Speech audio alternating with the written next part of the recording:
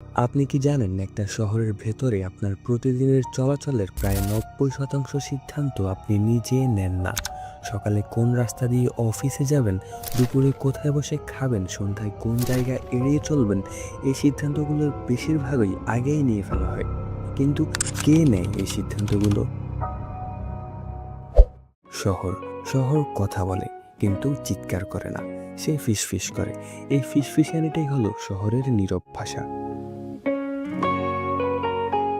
এক মুহূর্ত কল্পনা করুন, আপনি হাঁটছেন একটা সরু রাস্তায়, দুই পাশে উঁচু বিল্ডিং, সূর্যের আলো ঠিকমতো ঢোকে না, চারদিকে গাড়ির হর্ন, ধোঁয়া, ভিড়।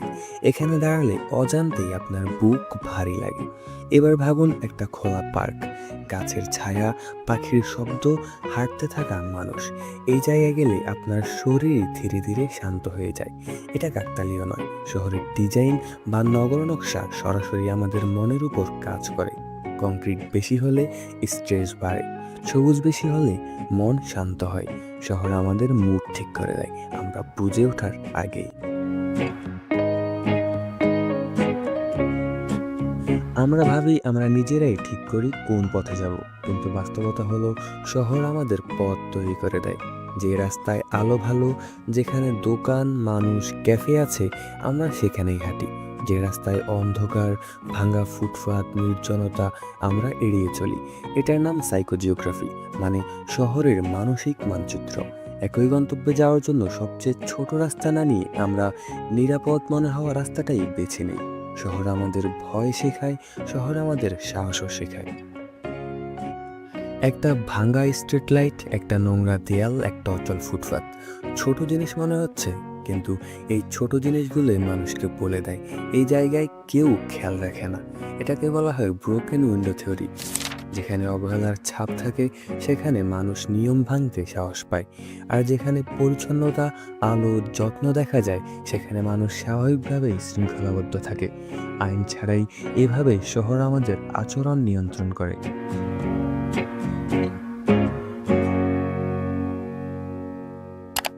শহর দুইভাবে কাজ করে, ফ্লো আর ফ্রিকশন। ফ্লো মানুষকে দ্রুত চলতে বাধ্য করে, ফ্লাইওভার, বড় রাস্তা, সিগন্যাল, এগুলো শুধু চলাচলের জন্য। আর ফ্রিকশন মানুষকে থামতে শেখায়, বেঞ্চ, ফুটপাত, চায়ের দোকান, স্কোয়ার, এগুলো মানুষকে কাছে আনে।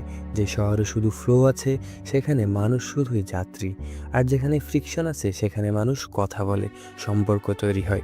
শহরের ডিজাইন বা নগর নকশায় ঠিক করে দেয় আপনি একা থাকবেন নাকি সমাজের অংশ হবেন। উঁচু দেয়াল, গেট বা সিসিটিভি, এগুলো নিরাপত্তা দেয় কিন্তু বিশ্বাস কমায়। খোলা জায়গা, চওড়া ফুটপাত, কমিউনিটি স্পেস মানুষকে কাছাকাছি আনে। শহরের ডিজাইন ঠিক করে দেয় আমরা অপরিচিতকে ভয় পাবো নাকি পাবো না। এটা শুধু স্থাপত্য নয়, এটা সামাজিক মনোবিজ্ঞান। যে শহরে শুধু বিল্ডিং বাড়ে কিন্তু গাছ কমে সেখানে মানুষ ক্লান্ত হয়, আর যে শহরে সবুজ জায়গা থাকে সেখানে মানুষ একটু হলেও মানুষ থাকে। শহর শুধু থাকার জায়গা নয়, শহর আমাদের মানুষ বানায়। আমরা ভাবি আমরা শহর বানাই, কিন্তু ধীরে ধীরে শহরই আমাদেরকে বানিয়ে ফেলে। আমাদের অভ্যাস, আমাদের আচরণ, আমাদের মানসিকতা। তাই প্রশ্নটা খুব সহজ, আমরা কেমন শহর চাই? কারণ যে শহরে আমরা থাকি সেই শহরই আমাদের ভবিষ্যৎ ঠিক করে। শহরের এই নীরব ভাষা যদি আমরা বুঝতে শিখি তাহলে হয়তো আমরা আরও মানবিক শহর বানাতে পারবো। ভিডিওটি ভালো লাগলে লাইক করুন আর কমেন্টে জানান আপনার মতামত। সাবস্ক্রাইব করুন সূত্রান্তর।